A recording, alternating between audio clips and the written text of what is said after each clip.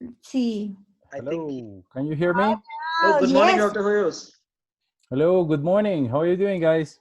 I'm absolutely perfect. Yeah. Okay, cool.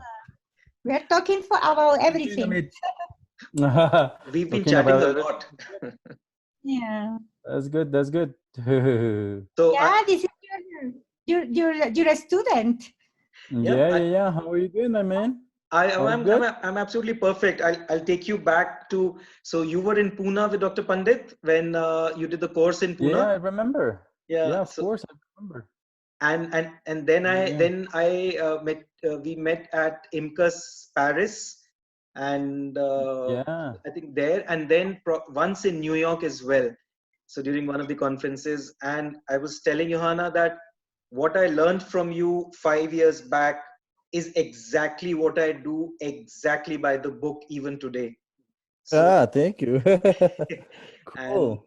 the influence that you've had on my practice in body contouring, it's something which I mean I it's like if you see me operating, you will see, okay, this is what I teach. Very So nice. I Thank still you. carry all the notes And that you how had are you given, doing? everything. Okay, perfect. How are you feeling? All good? How are things doing in India? India's same. So as I was discussing with Johanna as well, it's very similar to what you are facing there as well. Mm-hmm. Complete lockdown, doing nothing, and so it's a scary, and it's getting really bad in India now. So we Mm-hmm. anticipate at least one more month of quarantine. We've already been in quarantine for about 2 weeks. Uh, Zero work, nothing at all, nothing moving at all. So that's tough. Okay, perfect. So first of all, I need to really thank you for actually accepting to be online here. This is No, something thank which you I for the was invitation.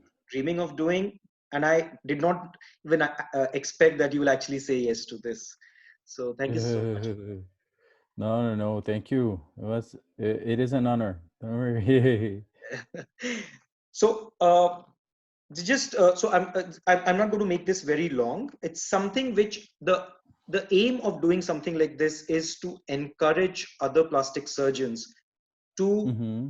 do what you do, Mm-hmm. to follow what inspires you, to tell the Mm-hmm. people in India that this is available in body contouring surgery.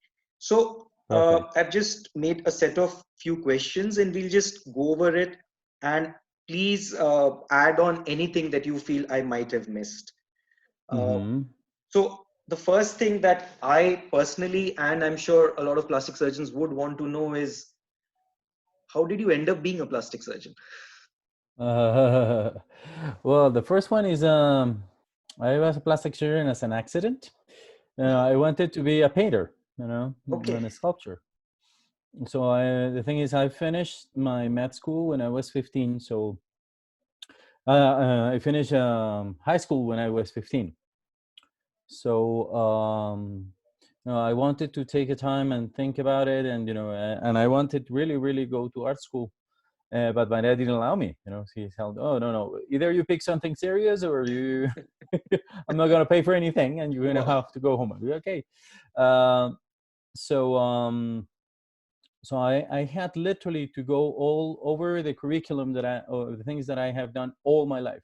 So everything that I had as a subject in terms of everything that I saw during high school, during med school, during the med school, everything. And the only thing that I liked besides art was science. So I like biology, chemistry, physics. It was the only thing that I liked. It was so the decision was based on literally point score, and I think I was miserable for a couple of years. When I got into med school, I didn't realize it was so long. I didn't realize it was so heavy, and I was miserable for a while. Wow. As in, when I found, literally what the only thing that I liked during the whole career was immunology, neurology, and plastic surgery. That was it. And But when I asked for, when I was doing the internship, I asked for a special rotation in plastic surgery, and I fell in love with it. So I think that's why I became a plastic surgeon. That's amazing. And so, if you were not a plastic surgeon, the world would have actually missed so much of the innovations that you've created for us. So, once you actually became a plastic surgeon, now I'm sure there was a choice you had between getting into aesthetics and reconstructive. Hmm. What pulled you into aesthetics? I think the major, um, I think the question was that I saw that in reconstructive there were a lot of problems that were solved, but no, but in plastic surgery and specifically in body contouring, my first impression was that not all the problems were solved. I saw a lot of patients who were coming to liposuction, and we were actually joking, because between the residents, okay, it's not for slim people, it's not for athletic people, but it's not for obese people. So who is there? Who is the real pick candidate for this? So it was very funny because they said, no, it's not surgery for obesity, so it's not good for this, it's not good for that. So it was a tons of limitations. And from the other side, the side of the patient, what I saw, it was when we were doing like consults and stuff, people wanted something else, and they were treated, some of them were treated like crazy people. We saw patients that were either slim, athletic, or even with the small areas, and they wanted something else just beside taking out the fat, and they were treated as crazy people. I remember one of my attendants say, "Oh, this is the kind of people that you shouldn't do surgery on, because this is, you know, uh, what we call unrealistic expectations about the surgery." So I think one of the questions that arise in my mind during residency was, this is a blind procedure. Should we actually do like sonographic guidance? Uh, can we do something more artistic out of it? Because it was, for me, it was unfair that, for instance, you go to a rhinoplasty book, and the rhinoplasty book is like 2 volumes, like this thick, it's huge, and the Yeah, nose is this big, yeah. And you see a plastic surgery, in plastic surgery in liposuction, was literally like something like this, Yes. and half of it was how to do the mixture of the solutions, how to position the patient, and what cannulas you should use, and that's it, But Yes. there's nothing that was artistic, anatomic, or literally heading into another path that actually would make it a little bit more uh, resourceful, And on the other side, there was the question of who is doing this and how are we doing this. When I was a resident, the residents of second year were the one who were doing liposuction. You know, and if you were doing liposuction, they actually tell you, okay, you move the cannula this back and forth, and you empty this and you empty that, and that's it. That's it. So like, okay, easy enough, So from the second year residency, you could do a very good job doing liposuctions, but it was the funny part of this is that it was the surgery that every surgeon actually hate. You know, Oh, most of the surgeons actually hated to do liposuction. They would just sit in the corner and say, "Okay, Alfredo, I'm just wait until you finish," you know. And once I had a conversation with one of the doctors, and actually I think it marked me a lot, because he said he was an old surgeon, I was about to retire, and he told me, this is the most boring surgery ever. Is so uncreative, and is the one that brings food to the table. So we need to do it. Is a literally was something that was compulsed to do because it was the one that was feeding you, but it was not creative, not you didn't have any passion on it because it was very boring. So I started to design this procedure when I was in residency. When I hmm. was a fourth year residency, that's the final year, and I already had in my mind what I wanted to do in terms of the liposuction. So as soon as I finished, I started to, do some experiments here and there. Doing definition in some lines, doing something else, creating the shadows. And in 2003, I did the first presentation of high definition liposculpture in a Colombian plastic surgery meeting. Later, I met a couple of surgeons from the U.S. who were very helpful, and they were literally saw the potential of this. Uh, Between them, John Millard was literally a pioneer in the United States of this, and together we actually did the first publication in 2007. And from there on, actually, we had a phase of rejection, Mm. because a lot of people said, "Oh, it's not good. It's Photoshop. It's not. People are not going to look good. What is going to happen in a few years? They're going to look awkward. They're going to go like monsters." But I think in the long run, after we surpassed the line of 10 years and we could show 10-year results and seeing that the patients actually have better results than traditional liposuction, I think we surpassed that time. So how, so you spoke of high def in 2003 and then 2007, where you felt it became a little more acceptable. Then Mm-hmm. when did high def change to 4D, and when did 4D change to total definer? I think is what I call right nowadays Hoyos dynamic definition. And I think I can explain it later in a presentation that I have, but mainly we started doing this from 2001 until 2005 with just suction assisted liposuction, so it's just suction assisted. By the end of 2005, I already had lesions of tendinitis in both of my elbows, one of and my left shoulder.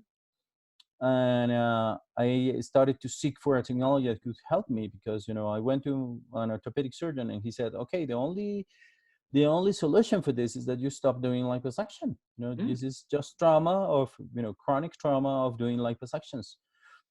So I started to look for a technology, and that's when I realized that Vaser was a good option.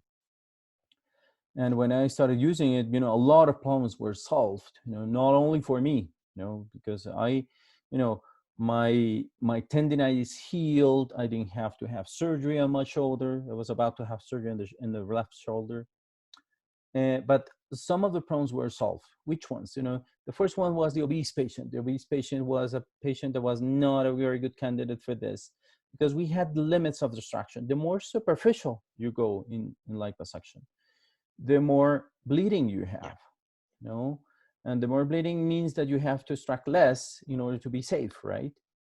So the Baser itself actually allowed me to do far more liposuction in a safe way, going into the superficial layer in a safe way. So actually help a lot in that sense. I was a little bit scared about the possibility of having seromas with Baser, because we came from the Lysonics and the previous generations that actually left a lot of seromas Yeah, in they did. patients. So I was a little bit reluctant in that sense. And when we saw was the opposite. We saw that we had less trauma, we had less seroma rates than even the traditional liposuction with just suction assisted. And I think those two actually allowed me to go a little bit further in the terms of the secondary patient.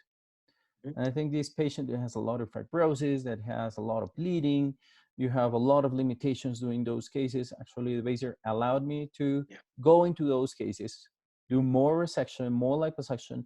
But besides that, the Vaser was good enough to release the fibrotic tissue. So it's something that we still use nowadays. So I think the obese patient and secondary patient was the big thing after using the Vaser.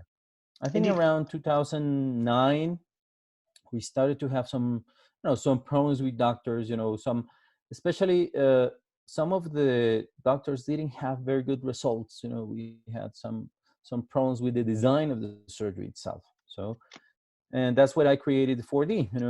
I started, literally trying to solve the problems from 2009 until 10, and we started doing the what we call dynamic definition. We call it 4D because it's literally including the dimension of time. We have three dimensions, right? Correct. So 3 dimensions that are physical dimensions. So we have, and this is a high definition by itself, is a 3-dimensional liposuction.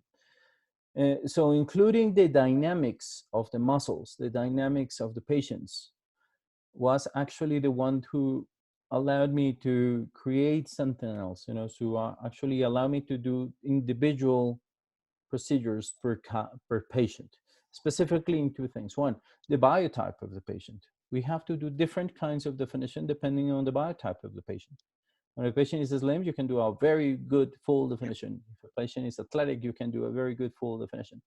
But if a patient is obese or have skin laxity, stretch marks, or is an older patient, you have to choose to do something else, to do something that is lighter, a little bit smoother, a little bit natural, more natural, and also compelled me to do something else that was the all or nothing.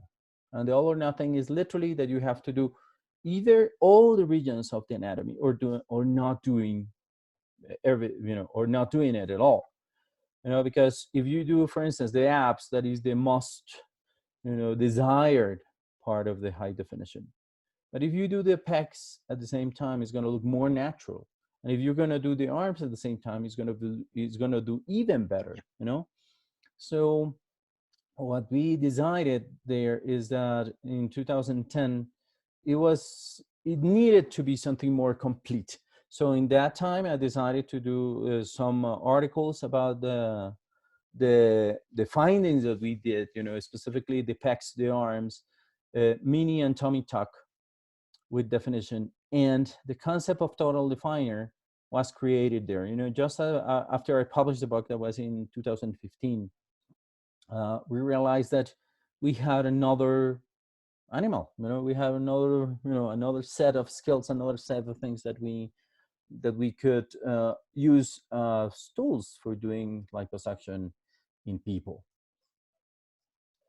So today, total definer is something which even I'm not aware of, because I am still at 4D, and it's amazing. And what 4D does is something, because the whole concept of motion which you introduced to me 5 years back, that whole concept makes so much sense. And when we discuss it with patients, they understand it. They understand that dynamics of motion, which they're not able to get without a 4D. What's next on that? Perfect. I think, well, we have what we have in the present, and we have what we have in the future. I think in the present, the concept of the total definer itself, the words gives the result, the answer, Total means that we need to figure that this is a universe, Total definer is a universe of body contouring. It's not just liposuction, and it includes doing excisional body contouring with high def, So literally it's including just liposuction, mini, full tummy tuck, reverse liposuction, transverse plication, like tummy tucks. That is the ones that we are literally working right nowadays. But mainly is to adapt a concept into each and every patient that you can have. So right now, I think I could say that there are very, very few people that are not candidates for doing anything in terms of dynamic definition. So the total definer is literally a concept of the universe, involving not only liposuction but also excisional body contouring and skin retraction. So would this even be valid for someone who's had like a 40 kg weight loss and wants to go in for, say, a tummy tuck kind of a belt procedure? Would you go ahead and do the 4D in that patient as well? Yeah, that's what we're designing right now. I think we have very interesting tools now, specifically for male versus female patients. I think we already split it, the concept, because in female the whole idea is to do something more smooth, more natural, in the sense that we're going to do vertical lines, more the obliques, but not a full six-pack. In men, we need to do a full six-pack. So depending on the biotype of the patient, even patients with massive weight loss can actually benefit from this. We can do fat grafting. Now we can do it in the muscles. We can do definition with transverse plication. That is actually means that we don't have to dissect the flap. So we have a spare flap, so we can do a full definition on them. Absolutely. So one of the problems we in India today are facing is the presence of so many people who are untrained, not plastic surgeons as well, and Hmm. giving and spreading their pseudo knowledge to people. Are you facing a Hmm. problem related to that as well in Colombia? Yeah, it's a growing problem because I think a lot of people saw the potential of high definition, and they have their own names. We have 31 names in Colombia for high definition. They have the 4D, 4K. They have the precision liposuction, lipomarcation. You name it. Is some in some other countries like Brazil and Mexico, they're saying is smooth definition, soft definition, medium definition, ultra fit definition, as a, you name it. It's interesting how the concepts can be twisted. And I think what is important for me is that the right surgeons are doing the right job. I don't care about the other surgeons that are doing, stupid things, but I want is that the real surgeons that have good training, they do a good job, because this is not about the competence, is not between surgeons. Competence is between you and your patient. When you have your patient in front of you and say, what the hell I'm gonna do in this? If you have the proper tools, the proper armamentarium with you, and say, okay, we can choose to do this part in this part on this part on that, and you solve the problem. I think Total Definer is about solving all the problems in this universe. So in the universe of the problems that body contouring faces, I think it's more important to be able to solve everything. The people who are not plastic surgeons, they're not going to be able to solve everything. Plastic surgeons would. Your sense of social responsibility. I mean, I was discussing with Johanna, and she was telling me you are also working on something related to the coronavirus itself. I mean, that's really amazing. So just a Mhm. brief, tell me about that. That it's off the record, it's off the text, No, but that it's was very beautiful. interesting. I think we need to spread the word in this. We're working with a molecule. It's called hypochlorous acid. And the thing is, the hypochlorous acid is very well known in the plastic surgery environment because we use it for chronic wounds, diabetic wounds. We use it for avoid and treat capsular contracture and for these kind of chronic infections of implants. So we already have, we use it in burns too. In burn patients with high percentage, we use them, and it's an interesting molecule. So I had literally the idea 2 weeks ago, the 21st of March at 9 p.m. I said, okay, what if we use this in the respiratory way, the airway, because we know the hypochlorous acid is a very potent antimicrobial and virucidal agent. So it has antiviral properties. So I contacted the lab that actually produced it, and they had, in Colombia, they have a patent of stabilizing the molecule. So they have a different molecule that is more stable than the regular one. And the interesting part is that actually they said, yes, yeah, we have some clinical use already. We use it as for nasal, in some patients for nasal infections.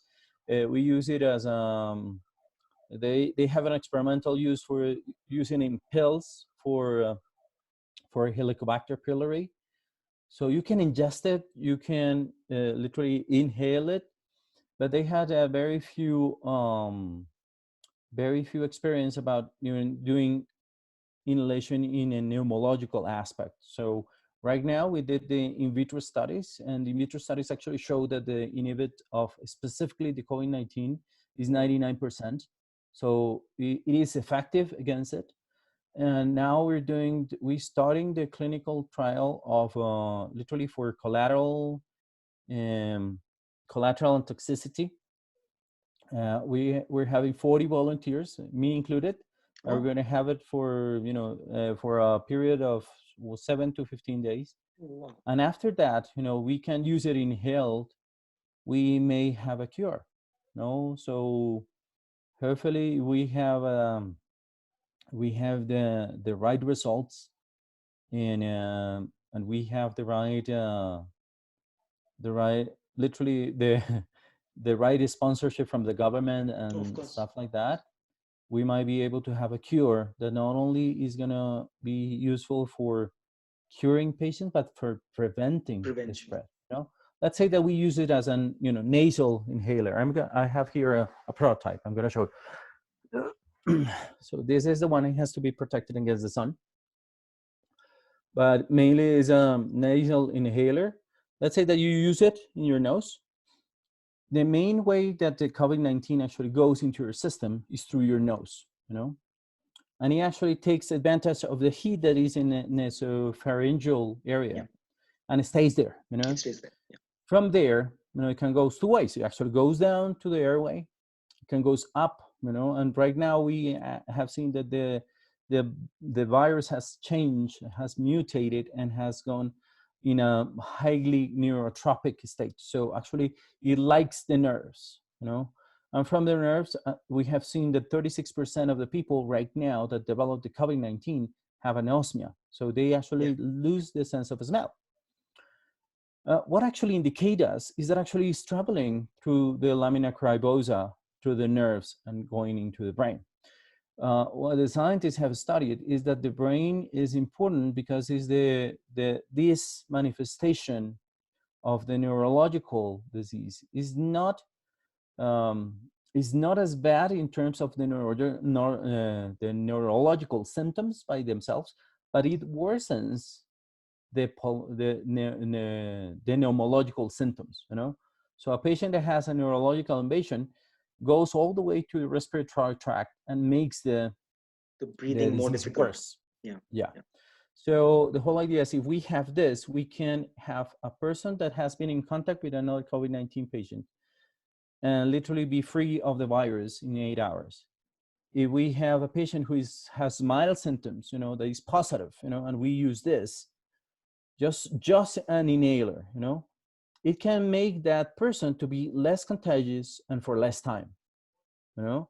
And we can use this also in the family and the contacts that people have been around this person that is positive, you know. So we can prevent in early stages.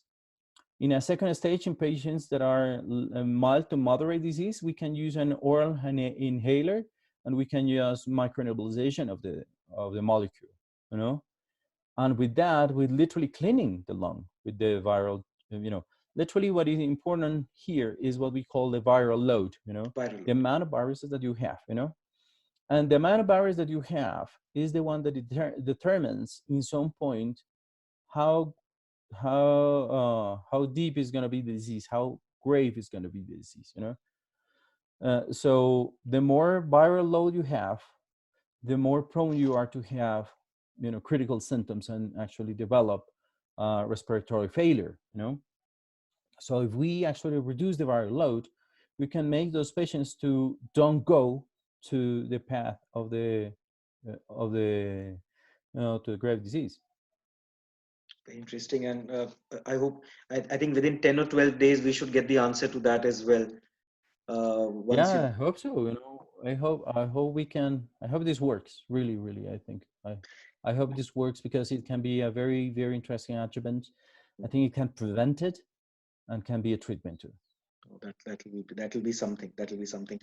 And my last question, it's a philosophical question. We're getting new and new plastic surgeons.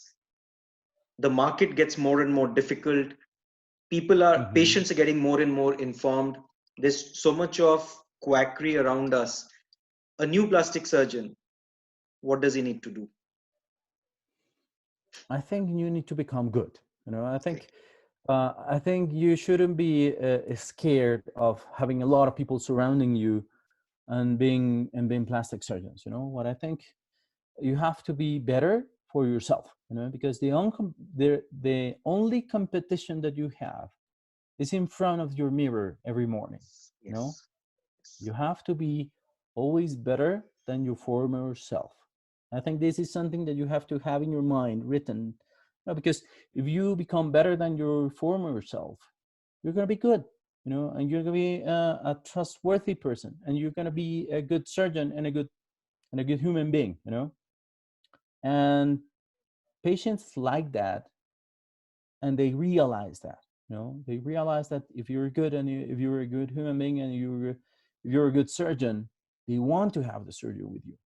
So I think that's my main advice. Always learn, always try to figure out and solve problems. I think we are designed as doctors to solve problems. So everything that everybody tells you why do something, you have to ask yourself, why not? Why not? Should doctors be digital marketing? Should they be knowledgeable in digital marketing today? Of course. I think is very important. And let me tell you why. Because non-plastic surgeons, and this is something that I learned from Brazil. Brazil has a very tough time right now for the plastic surgeons, because the society itself and all plastic surgeons and all people establish some rules about digital marketing, about even to post before and afters is forbidden in Brazil. Oh. What happens when you actually forbid to do something that is becoming a high-tech trend is that other surgeons that are not plastic surgeons can do it, and literally you're allowing them the path, an open path for them to grow instead of the real people. We're as I always say, we are facing dark times in the sense of what I call the Black Mirror effects. We're in high tech mode. We are in a technological world, and the social media that actually makes people believe in the person that shows themselves at the best, but not the person who is really the best in the field. You know what I mean? Yeah. So we are actually facing the era of the misinformation and the fake news. And you can portray yourself as best in something, and if you have enough people to believe that, you're instantly the best, Yes. So right now they're measuring, for instance, we have in Latin America, there has been an exponential growth of social media, and the best surgeon is the one that has most of the followers. Is not the best. And they say best surgeons in Colombia, and the best surgeons in Colombia are the ones who have most followers, which we know is not true. It's not true. It doesn't mean if you the number of followers doesn't mean that you're very good at what you do. Actually, sometimes it's the opposite. The people who are the best, they don't care about social media. Yeah. So I think I got the idea very, very early when this started, and I decided that I needed to be an influencer as well, So we needed to, fight in Instagram, fight in Facebook. And nowadays I have almost 350K followers, but that for me doesn't mean anything. It doesn't. It's a tool to show the real work, to show who is good, but I don't think it's necessarily the path to go. But we need to go in that path. We need to be good in that path, and we need to show the truth to the world. I think we have a mission as plastic surgeons, and is that we need to share in the social media what really is the truth about the science and the plastic surgery itself. Absolutely. And that brings me to the end of what I wanted to know. I wanted to know who Alfredo Hoyos is, and you've given me that. You've given me so much of reflection of what you are, what you aim for, your social responsibility. I'll end this by our way of greeting in India. We do namaste, and that is something which is now being accepted across the globe as well. Thank you so much for being here, and when you're next in India, I really look forward to seeing you. Okay, Amit, thank you very much for the invitation. Thank you very much for the interview. I had a very good time, and thank you for all your questions. Thank you very much. Thank you, Dr. Amit. That's amazing. Thank you, Joanna. Thank you. Have You a great record day. everything? I Yes, think that absolutely. you. Oh, perfect. Okay, perfect. Thank you.